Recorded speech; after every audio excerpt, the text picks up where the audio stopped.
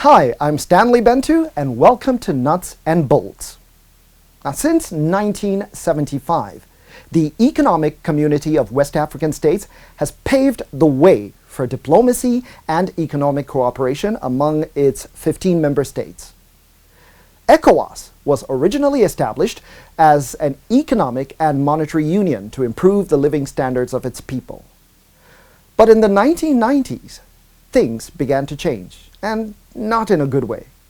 There were multiple civil wars, humanitarian crises, political and governance challenges in the region, which made it necessary for ECOWAS to venture into conflict prevention, conflict intervention, peace enforcement, and peace building. Protection and preservation of democracy has become a major function of ECOWAS. Once upon a time, African countries that had any kind of internal strife or conflict would have to cry out to Europe and the United States of America to help them resolve these problems. But West Africa is growing, and today it is solving its own problems. Today, we'll be examining the nuts and bolts of how Nigeria led a group of West African countries to unseat Yahya Jammeh, the former president of the Gambia. Jammeh's 22-year presidency, which ended in 2017, was notorious for corruption, and he also faced allegations of extensive human rights abuses, including killing and jailing his critics. Let's find out how this dark era in the Gambia was brought to an end. The most successful intervention has been that of the Gambia. You will recall December 2016, His Excellency President Yahya Jammeh contested with Adama Barrow, and apparently it was won by Adama Barrow. The Republic of Gambia, a country in Western Africa that is almost entirely surrounded by Senegal with the exception of its western coastline along the Atlantic Ocean. In July of 1994, Yahya Jammeh, a junior army officer, led a coup to overthrow the government of Dawda Jawara. 2 years later, he succeeded himself as president in an election and remained in power until December 2016. In an election that took place on the 1st of December and, in a surprise result, Jammeh was defeated by Adama Barrow, leading a coalition of opposition parties. At first, Jammeh stated that he would not contest the result. This is transparent, this is the will of Allah, and as a Muslim I accept it in good faith. Although Jammeh initially conceded defeat, on 9 December 2016, he rejected the result, citing unacceptable abnormalities. I hereby announce to you Gambians my total rejection of the election results and thereby annulling the election in its entirety. He subsequently announced that he had annulled the result pending a new vote. He then filed a petition with the Supreme Court of the Gambia to contest the result. Jammeh appointed 6 new judges to the Supreme Court, having sacked all but one in 2015. There was a constitutional crisis, you remember. So ECOWAS, of course, part of our mandate is to ensure that there's constitutionality and constitutional rule in all our member states. So a high-level mission was undertaken, a mediation mission was undertaken by a team led by the President of Nigeria, President Muhammadu Buhari, under, of course, the chairmanship of Ellen Sirleaf Johnson. Coupled, we use a carrot and stick, mediation, and of course use of force to get Jammeh out and install the rightful owner of the mandate of the people, which was President Adama Barrow. Nigeria, like all self-respecting nations, had an overriding concern having to do with maintaining the momentum of democracy and good governance, while being mindful of the ripple effect a full-blown crisis in the Gambia could have on the region. Underscoring her diplomatic clout and being one of the chief mediators, Nigeria led the democratic restoration process where logistics support needed for effective mediation was deployed. The country also ensured the implementation of an effective naval blockade with 1 naval frigate to complement armored vehicles and helicopters, assault tanks, alpha jets, C-130 transport aircraft, logistical ships, etc. jointly provided with other ECOWAS member states. This combination of political will from our leaders to be able to diplomatically lead the process the way they have done it, but also having in mind that we should also use military means as a kind of threat. In French, I would have said it's like a diplomatie de la carotte et du bâton. You have the carrot and then the stick.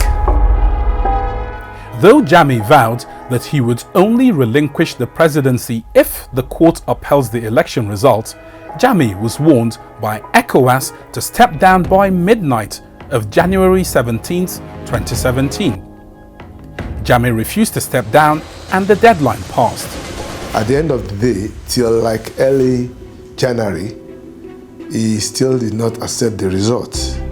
However, with the intervention of the chairperson, Madam Salif, as well as the former president of Ghana, Mahama, and Nigeria President Buhari, they had to kick into action on 3rd by mediating again. Finally, by 16th of January, we had to use what we call the stick. On the 19th of January, Senegalese troops entered the Gambia. The United Nations Security Council approved a resolution backing Barrow while calling on Jammeh to step down. It backed ECOWAS's efforts to ensure that the results of the 2016 presidential election were respected by using political means first. Senegal halted its offensive to allow mediation of the crisis one final time, with the invasion to proceed at noon on 20th of January if Jammeh were to refuse to relinquish power. During the early hours of the 21st of January, Jammeh announced on state television that he was stepping down from the post of president and left the country later on the same day, traveling to Guinea and then Equatorial Guinea. I was there in the Gambia the last night of the negotiations with Yahya Jammeh. I was there in the room for the negotiations, and I was part of the team that actually saw Yahya Jammeh off onto his flight out of the Gambia. That was really the culmination of all the efforts that we had, and that was the most exciting moment, because you could feel it then, the thrill from the people, you know, the freedom, the air of freedom was felt everywhere in the Gambia. A big relief, fresh air as we call it, a big relief that at least one such chapter of that country had come to an end. I felt very proud. I felt that we have done something that nobody has done. You know, removing the peaceful way it went about without any shed of blood was also something that honestly we were grateful for, because all indications at that time were that Yahya Jammeh would stay put and would also use whatever means. For me, it's sense of very high responsibility, because countries like Nigeria, Senegal, just mobilized by their own means all this deployment, military deployment.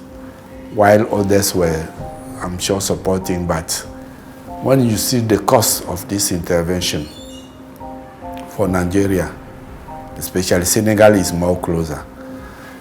When you see the cost and implication for Nigeria, you just say, yes, we are really moving towards kind of political integration of the region, resolving our own problems. Nigeria has no interest to go to the Gambia, but to respect what has been decided by the community. It was quite a challenge. This is the first time that ECOWAS has undertaken such a mission, and I think ECOWAS will be remembered for restoring constitutionality in the member state. I give you the instance which I like a lot to talk about is Burkina Faso. In June 2014, Blaise Compaoré's ruling party, the Congress for Democracy and Progress, CDP, called on him to organize a referendum that would allow him to alter the constitution in order to seek re-election in 2015. Otherwise, he would be forced to step down due to term limits. It was said the people did not, agree to this. 27 years of rule is enough, and so on. Whereas the head of state, Compaoré, was somehow what he wanted to do was allowed by the constitution of his country.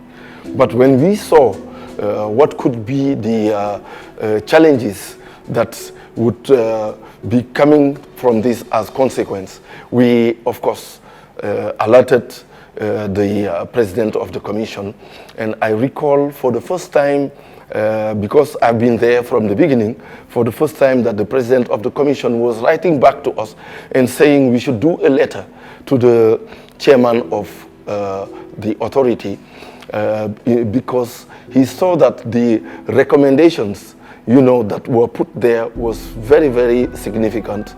And of course, a letter was done, accompanied with the report of the trip we took to Burkina Faso 8 months before all those happened. And he carried this to the chairman of authority, who called on other heads of states. And they had a meeting in Washington, over the Burkina Faso issue.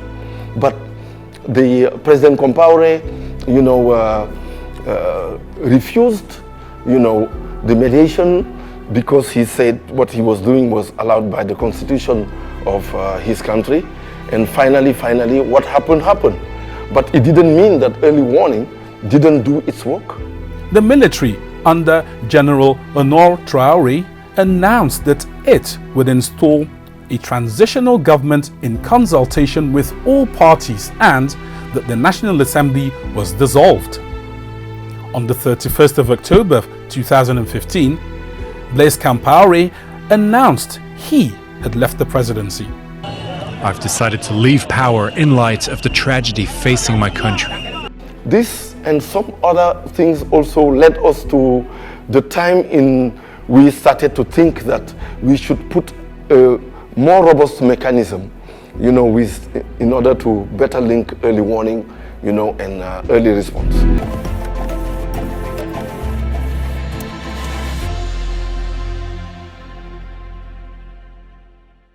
From the Gambia to Burkina Faso, West Africa has shown that with sincere sense of purpose, it is capable of solving its own problems.